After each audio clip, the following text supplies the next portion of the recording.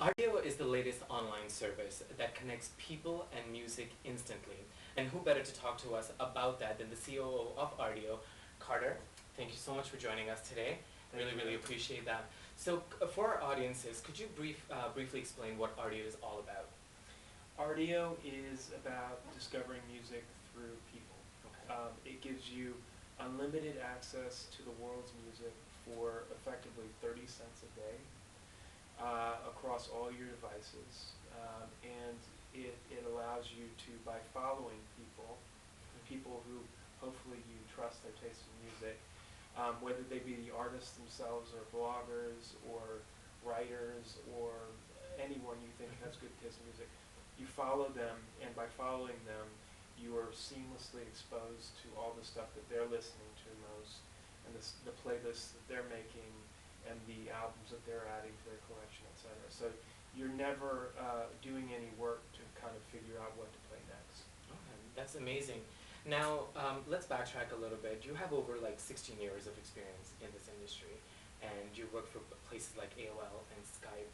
How has all of that contributed to the concept of Rdio? Like, how did the concept of Rdio develop, and how did your experience previously contribute to that? Well, I started this with Nicholas and Giannis, who, of course, were the founders of Skype, and Kazaa. Yeah. Wow. Infamous music service back in the day. We had lunch back in 2008 in the spring, and they said, kind of jokingly, it might be interesting to do something in music again. And I thought they were joking, and I was the last person laughing. So, in terms of my own experience, I've been in consumer software and web services for 16 years, but I've never really left the address book. And a lot of my experiences have been within the IM world and within Skype, and both of those were address books that enable you to have conversations with people who were intimate acquaintances of you and business colleagues and whoever. But both the IM world and Skype, they allowed you to have conversations with people, and music is really a conversation in itself. And so kind of brought the the address book to the conversation piece back to music.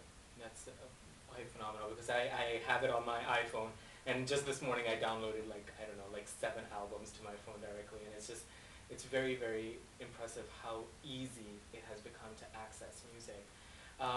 Now, when you first launched Rdio, you had a mandate that you wanted to do it in North America and inclusively of Canada. Why the Canadian market? What is it about the Canadian market that you wanted to make sure that it was included? Well, first of all, the music scene here is probably one of the most important music scenes in the world. So, for that alone, we needed to launch in Canada first. And then, we felt it also was an underserved market for some reason, and we still don't know why. There are no other on-demand music services in Canada. The rights piece wasn't inordinately difficult to do. So we still don't know why there are no other companies here in the on-demand music subscription space. I think the other thing that's different about us is that we have a long track record building big global businesses, and we think about businesses as global when we start them. So North America was where we started, where we wanted to start, and we just took it for granted that it was going to be U.S. and Canada from day one. Okay. The rest of the year, you're going to see a very rapid and aggressive launch schedule in other parts of the world, and into next year as well. But yeah, we built this business to be, really, truly the world's first global music subscription service. That's fantastic, because having it grow out of Canada is also amazing, just to see that that attention being given to that market, which is fantastic. Now, I'm sure you get this question a lot. How is Rdio different than other mediums out there, such as Pandora and things that are offered by Amazon and I guess iTunes falls into that demographic as well. How is Rdio different? So I think there are kind of three buckets in the music services space. There's the locker thing that launched recently within the form, Amazon and Google and with the iCloud, Apple iCloud.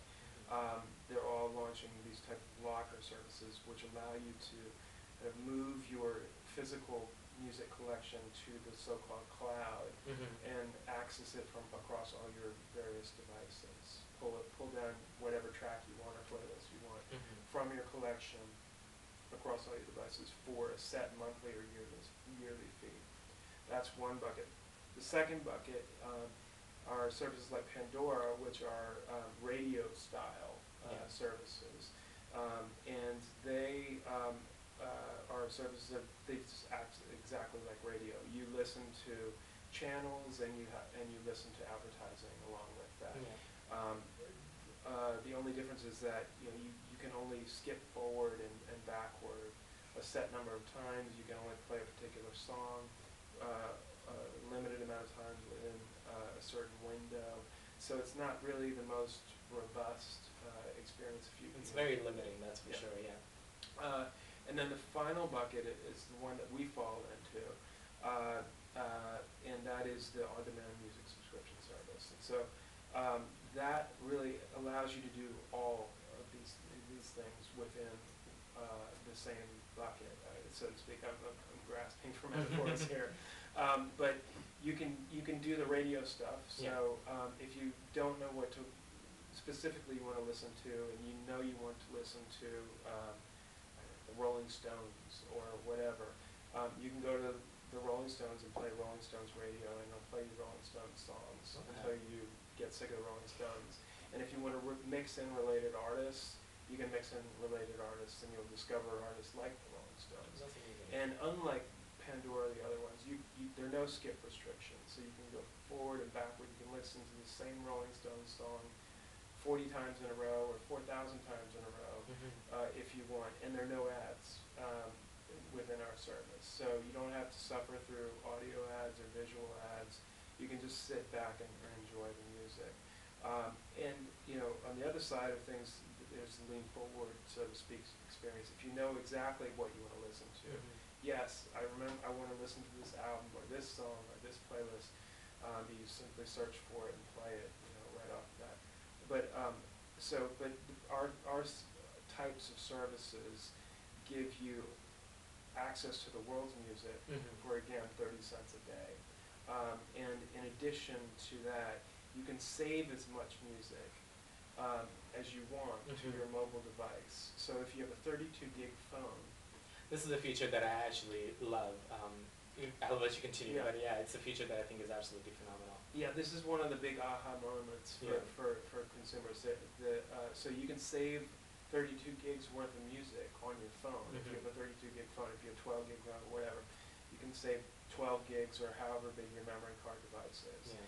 So effectively, for less than the price of an album, $10 a month, you've turned your smartphone into a giant iPhone or iPod, and you didn't have to spend $10,000 to do it.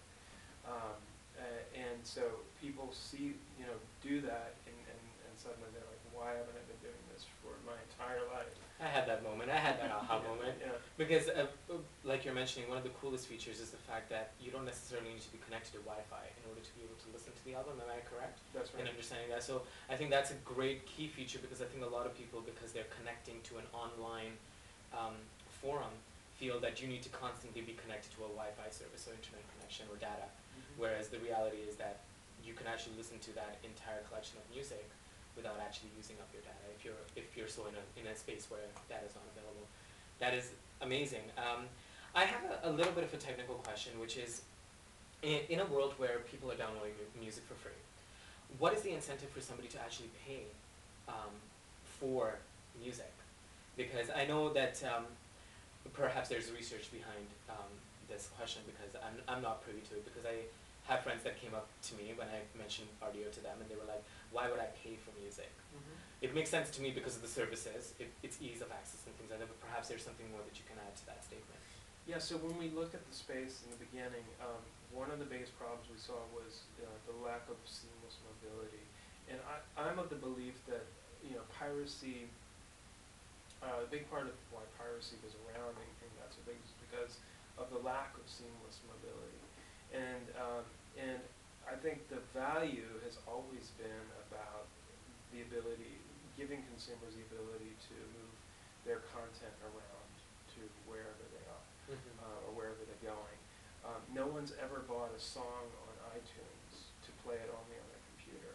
They buy songs on iTunes to play them on their iPhone or their iPod, Yeah. wherever they go. And so I think that's always been the perceived value, and that's why we've always been a mobile music service.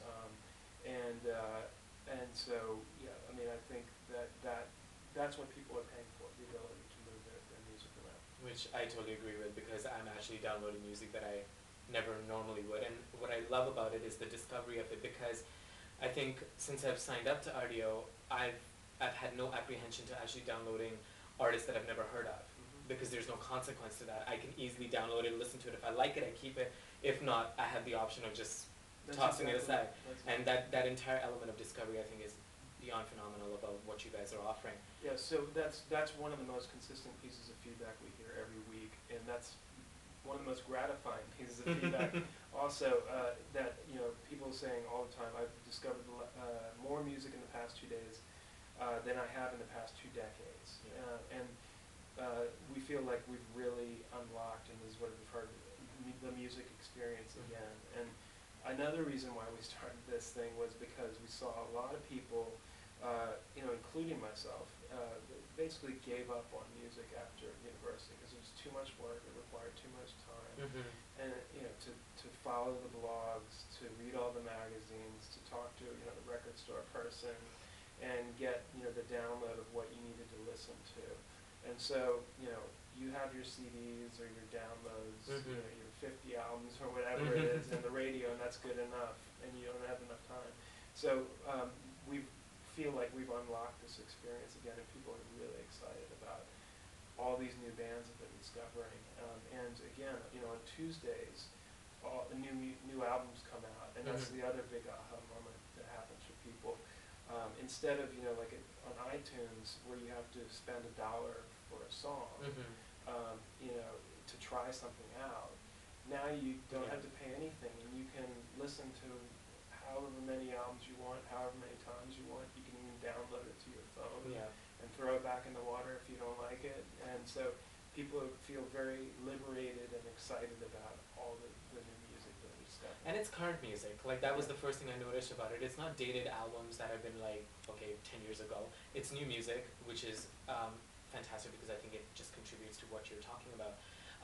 Just to wrap things up, what can people look forward to seeing from Rdio in the near future? Are there any enhancements to the service, or are you guys taking over the world? Yeah, no, so I think you can look to us to keep on setting the pace for the most innovative and best music subscription experience around. And that will take the form of, we're working on a very radical new redesign that takes the service in in interesting new places, and new platforms, and new territories and countries. And the exciting thing about new countries is that they have local music as well, so the catalog will be expanding in that way as well, and we're very excited about that. I mean, one of the things, again, another reason why we started this company was to build the world's first global music service, so that you can look and see what's hot in Tokyo or Sao Paulo or Vancouver or New York at any given moment. That doesn't really exist anywhere. And that's very true. And that's the kind of thing that we want to build. Thank you. That's phenomenal. Thank you so much for taking the time to chat with me today, and thank you so much for tuning in.